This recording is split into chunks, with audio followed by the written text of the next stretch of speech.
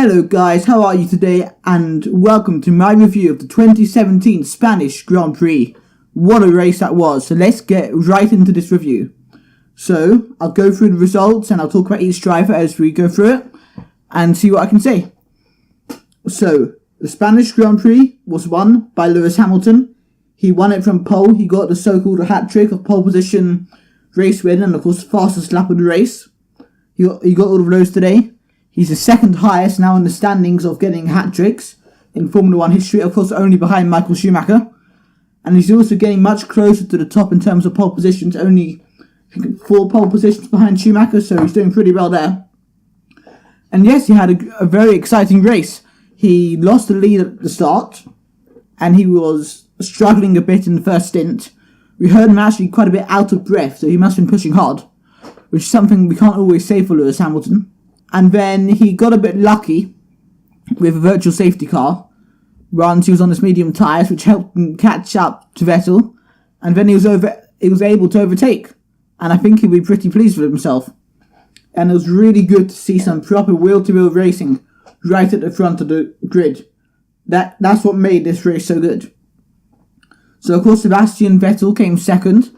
He wasn't best pleased with his qualifying. He thought he messed up turn 14, which probably cost him pole because he was only 0.05 behind Hamilton in qualifying, suggesting that maybe he could have got pole position and this race could have been different. And I would also say he was probably unlucky not to win. I would say the virtual safety car helped Hamilton, as I said, and he got stuck, and Vettel got a bit delayed behind Bottas. He had a slightly botched pit stop, and he had to deal with the traffic as well. Like behind Massa again, he lost a little bit of time, and he'll feel like he's unlucky not to have won. But with Lewis Hamilton and Sebastian Vettel having won 2 races each, and only 6 points between them in the championship, Vettel leading by 6 points over Hamilton, I think it's pretty good the way it is, and it's looking like it's going to be a really exciting season, and the next few races could be crucial, such as in Monaco in a couple of weeks' time. Third place, Daniel Ricciardo. He was a long way off the pace, and I guess he was lucky because Raikkonen, Bottas and Verstappen all failed to finish the race this weekend. So, but Ricciardo isn't going to complain. Nice to see him on the podium. He's one of the nice guys for Formula 1. I think we can all agree about that.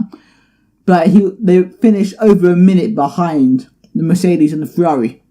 So they've improved a bit, I think, but they've got a lot of work still to do. I think they know that, and the whole sport knows that. And I think we all wanted Red Bull to get a bit closer and try to get their drivers into the championship fight. But it clearly isn't to be this time. And then 4th and 5th was the 2 Force Indias. Of course, they were a bit promoted up the grid because of those other guys retiring. But to come 4th and 5th around Spain for Force India, that is a very good result. Ocon showing how consistent he is to come 5th. He wasn't best pleased with his qualifying, although he did get into Q3. And Perez again showing he's a great driver, and I really think he should be in one of the top teams. Maybe Ferrari once Raikkonen leaves eventually. 6th place was Hülkenberg in Renault, again showing a lot of consistency. Certainly beating his teammate very easily, and mixing that with some other guys. He again had actually a difficult qualifying, but he did very well in the race. But of course all of these drivers were promoted up the grid a bit because those other guys retired. But I think Hülkenberg will be very pleased with 6th place, showing his consistency, showing why he's deserving maybe of a top drive, and he'll be hoping to show this for the rest of the season.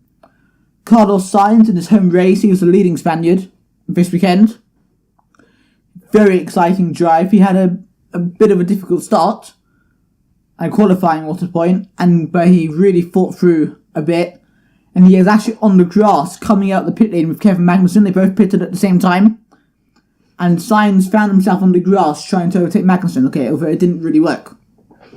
But yes, he was very exciting. He tried for moves, he got some moves done, showed he can overtake in the 2017 season, even though people said that in Spain, overtaking would be quite rare, but it was actually a really good race.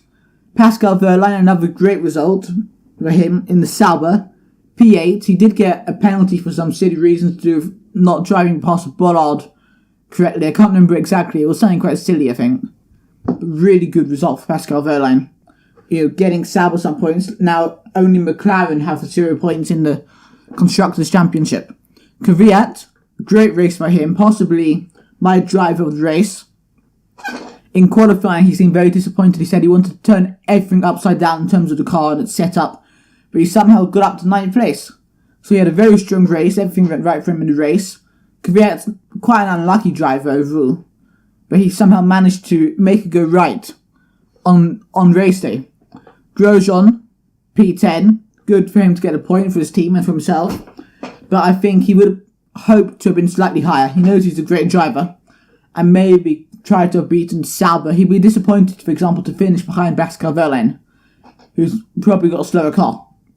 In fact, definitely got a slower car. He'd be disappointed with that, and will be here hoping to improve in Monaco and beyond. Marcus Ericsson, P11, very good drive for him to get the Sauber so close to the points. Of course, he's been overshadowed by Pascal Wehrlein doing so well, but I think Ericsson would be quite chuffed with his drive, and he wouldn't have expected to get points this weekend anyway, so I don't think he'll be too disappointed he didn't get points. Fernando Alonso, also probably one of my drivers of the weekend. He got P7 in qualifying in McLaren Honda. That is just ridiculous. I didn't believe it when I read it, to be honest. P7. Sadly, he had a bit of a collision at turn 1, lap 1. He had to go through the gravel and he lost a lot of time. But to be in P12, he finished the race. The McLaren reliability overall wasn't too bad this weekend because, of course, Van Dorn was on a crash rather than the engine braking. So Honda have improved this weekend. And the car did have a bit more pace, so they'll be pleased. And then after Alonso, we had Massa. He got involved with the incident with Alonso at turn 1. And he was the one who crashed with Van Dorn. That was Van Dorn's fault, in my opinion. And of course, he had a bit of a misunderstanding with Vettel, and Vettel was trying to lap him. So Massa had quite a poor weekend. He was good in qualifying, but race day just didn't go well for him. Just one of those days doesn't go well, and he'll be pretty disappointed with that. Magnussen, well, he was running quite strongly at the bottom end of the points. Might have been close to Wehrlein, but he had a puncture when fighting against Kvyat, if I remember correctly, or was it Sainz? I can't remember. And obviously that ruined the end of his race and meant he finished in a lower position than maybe he deserved. Julian Palmer, another disappointing race for him. I don't think he's really had a positive race yet this year. He just hasn't been on it. And he really needs to improve fast if he's going to keep the seat next year. He might even get sacked this year, you never know. It must be a reason why he is in Formula 1. I guess partly money, isn't it? But he needs to show some pace again. Final finisher was Lance Stroll. Again, he wasn't really on the pace. He has to improve. But he is a rookie. At least he didn't crash. He was quite consistent, but consistently slightly off the pace. As for those who retired, of course, Bottas, he had an engine failure roughly midway through the race. Of course, he was on an older engine than Hamilton was because Bottas' new engine had an issue in practice 2. So they had to change it, and therefore the engine he was using, he'd used 4 races already, and that's why it essentially expired.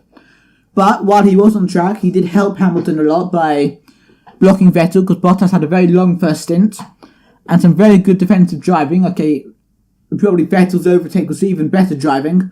Nice Nigel Mansell style dummy move at turn 1, slightly on the grass. But Bottas really helped his teammate out this weekend, but it does maybe suggest that he's going to become the second driver, because having such a long stint wasn't going to help his race, although in reality he broke down with the engine, so maybe it's not the end of the world for him. And then Kimi and Verstappen, Kimi Raikkonen and Verstappen, they were involved in the incident at turn 1. I think Bottas slightly hit Kimi Raikkonen, and then obviously Kimi Raikkonen hit Verstappen. Obviously Verstappen won this race last year and be disappointed to haven't finished, but it shows the ups and downs of Formula 1 so clearly, that from one year to the next can be so different. Nobody got a penalty for that incident as far as I know, but I guess turn 1, 3 wide, it's very tight, so no one probably deserved a penalty, but Bottas started that incident. But whether we should put blame on him, I don't know. Maybe, do you think anybody should be to blame for the crash at the start where Kimi and Verstappen were put out the race? Tell me. That's a cool thing to put in the comments. Finally, Van Dorn, he was the other person to retire. He had a crash with Massa. I think it was totally his fault. He basically turned into him at turn 1. He wasn't looking in his mirrors. He turned into the corner like normal, but Massa was on the inside. And yeah, and that led to Van Dorn being out the race. And I talked about how I wanted to see him go wheel to wheel a bit more, but I didn't literally mean wheel to wheel, but you know what I meant. And I'm quite disappointed we still haven't really seen him do some good racing, which we know he's really capable of doing. So it's sort of disappointing. Anyway, as for quote of the weekend, I want to put this in the news conference on Thursday. Sebastian Vettel was asked if there was one driver you want to be battling on the final corner, who would it be? He wasn't too sure, but then Alonso came in and said, me, because then you can overtake me on the straight with my bad engine. I thought that was quite a funny comment. Maybe I want to know in the comments of this video, obviously, who do you think was responsible for the crash? Any of the crashes? Who would be your driver of the day? And who was more deserving of victory, Hamilton or Vettel? Thank you for watching my video. If you enjoyed the video, please leave a like. If you really enjoyed this video and you want to see more videos like this and other types of videos, please subscribe to my channel. If you have anything to say in the comments, please leave a comment in the comment section down below. Also, go and check out the video that should be on screen right now, and come and follow me on Twitter, BigGaming342, and Facebook, BigGaming342, and I'll see you guys very, very soon. Goodbye.